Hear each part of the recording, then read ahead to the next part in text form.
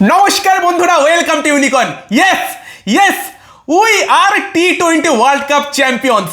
ভাই, back to back দুটো টি-20 বিশ্বকাপ জয় ভারতের। ঐতিহাসিক দিন আজকে ভারতের জন্য। আজকে ভারত অনেকগুলো ইতিহাস গড়ল। প্রথমত প্রথম দল হলো টিম ইন্ডিয়া, যারা দুটো ব্যাক টু ব্যাক টি-20 ওয়ার্ল্ড কাপ জিতলো। Congratulation team India. এবং তারই সঙ্গে সঙ্গে ইন্ডিয়া প্রথম দল হলো যারা নিজেদের ঘরের মাঠে টি-20 বিশ্বকাপ জিতলো। হ্যাঁ, এর আগে কোনো টিম নিজেদের ঘরের মাঠে টি-20 বিশ্বকাপ জিততে পারেনি। ওডিআই বিশ্বকাপের ক্ষেত্রেও আই থিঙ্ক ইন্ডিয়া প্রথম রেকর্ডটা করেছিল 2011 সালে জিতে, নিজেদের ঘরের মাঠে বোধহয় প্রথম বিশ্বকাপ জিতেছিল। দেন তো 15তে অস্ট্রেলিয়া, 19-এ ইংল্যান্ড জিতেছিল। টি-20 বিশ্বকাপের ক্ষেত্রেও ইন্ডিয়া সেটা করলো।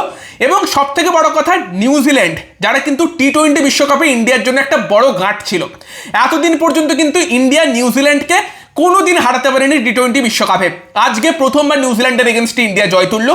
আর কিভাবে জয়টা তুললো, এখনো 3 ওভার বাকি। আমি ভিডিও বানাতে শুরু করে দিয়েছি, কারণ আমি চাই ভিডিওটা একদম তাড়াতাড়ি তোমাদেরকে দিয়ে ইন্ডিয়ান টিমের সেলিব্রেশনটা এনজয় করতে।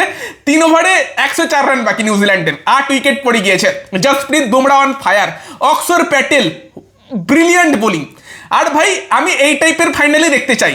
অনেকে বলতে পারে বোরিং ফাইনাল, এক পেসে ফাইনাল, নিকুচি করেছে এক পেসে ফাইনালের। এই টাইপের ফাইনালে আমি দেখতে চাই। আমার আগের দিন প্রচুর হার্ট রেট বেড়ে গিয়েছিল, কোনো দরকার নেই ওই টাইপের টেনশনের। সিম্পল জিতে যাও। আর এটাই তো আমরা ভারতীয় টিমের থেকে এক্সপেক্ট করছিলাম, এই টিমটার থেকে। এই খেলাটাই তো এই টিমটা আমাদেরকে গ্রুপ স্টেজে দেখাতে পারেনি বলে, বা সুপার 8-এর প্রথম ম্যাচে আফ্রিকার কাছে হারার পর আমরা ভাবছিলাম যে এই টিমটা করছেটা কি। এই টিমটা তো টি-20 বিশ্বকাপ জেতার মতো টিম, সব থেকে বেস্ট টিম। বাট এই টিমটার সব থেকে সেরা খেলাগুলো হয়তো নকআউটেই এলো।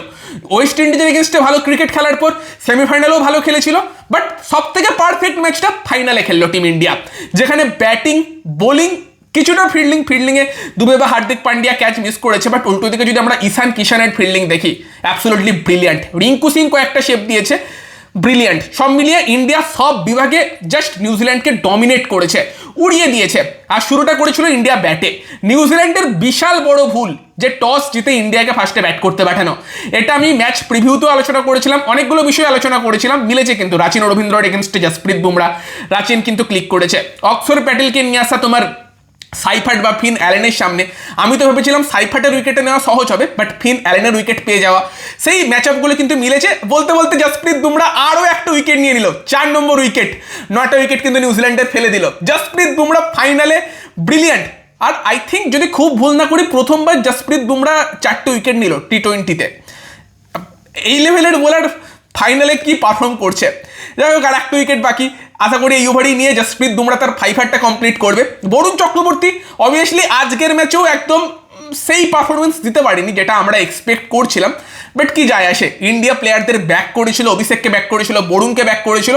সব থেকে বড় কথা, বরুণ কিন্তু কন্টিনিউয়াসলি উইকেট নিয়ে একটা রেকর্ড করিয়ে ফেলেছে। টানা খানপুরি ম্যাচে বোধহয় উইকেট নিয়েছে, প্রত্যেক ম্যাচে উইকেট নিয়েছে। এবং আজকের ম্যাচে উইকেটটা নিয়ে কিন্তু বরুণ চক্রবর্তী এই টি-20 বিশ্বকাপের হাইয়েস্ট উইকেট টেকারও হয়ে গিয়েছে। আর তারই সঙ্গে সঙ্গে টি-20 নম্বর 1 ব্যাটসম্যান অভিষেক শর্মা, যাকে নিয়ে এত কথাবার্তা হয়েছে, আমরাও আলোচনা করছিলাম ফাইনালের আগে ড্রপ করবে কিনা।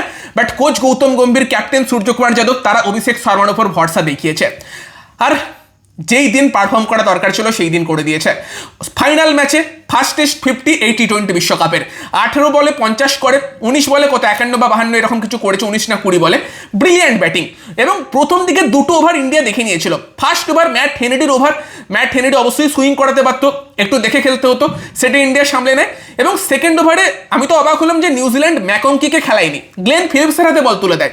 ওই ওভারটায় আমি যেটা বারবার প্রিভিউতে আলোচনা করেছি, কি দরকার ভাই অফ স্পিনারকে মারার, সিঙ্গেল নিয়ে না। অভিষেক শর্মা কিন্তু ওই ওভারে কোনো রিস্ক নেয়নি।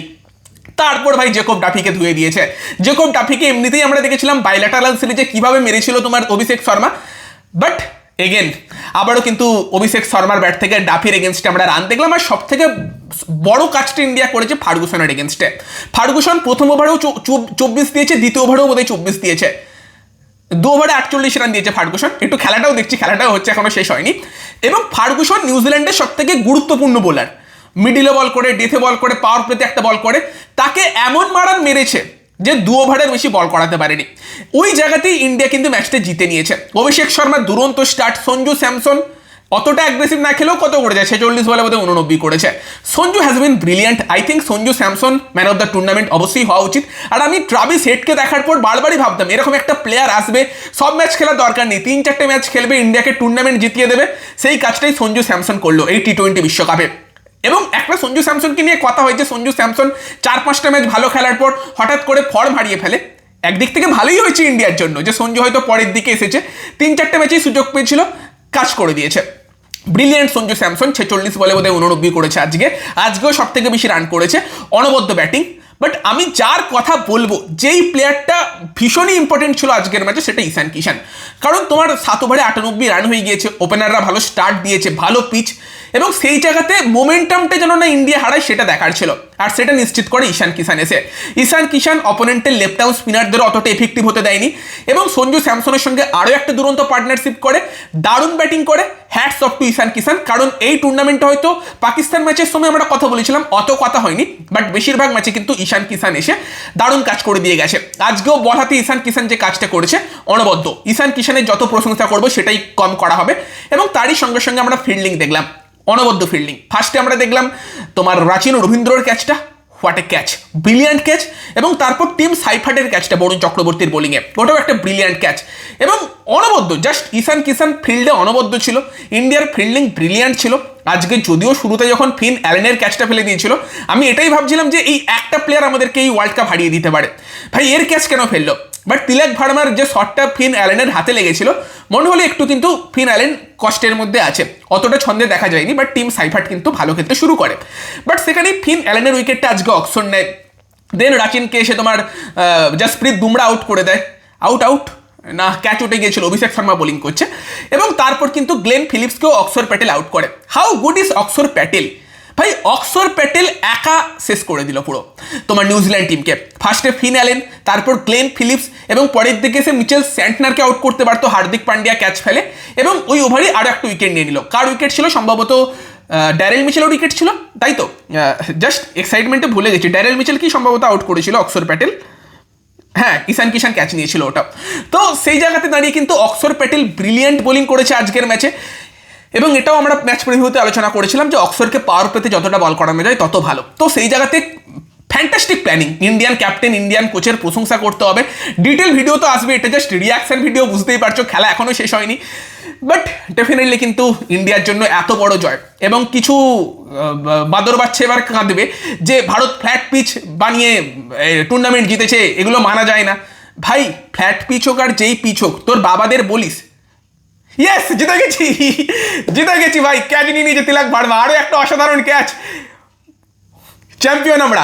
আর যেটা বলছিলাম ভাই, যারা কাঁদবি তাদের বলছিলাম, বিশেষ করে পাশের দেশ থেকে, তোর বাবাদের বলিস যে এরকম ফ্ল্যাট পিচ বানিয়ে 4টে ম্যাচের মধ্যে 3টে ম্যাচে 250+ স্কোর করে দেখাতে, তাহলে জানবো তোদের ক্ষমতা আছে।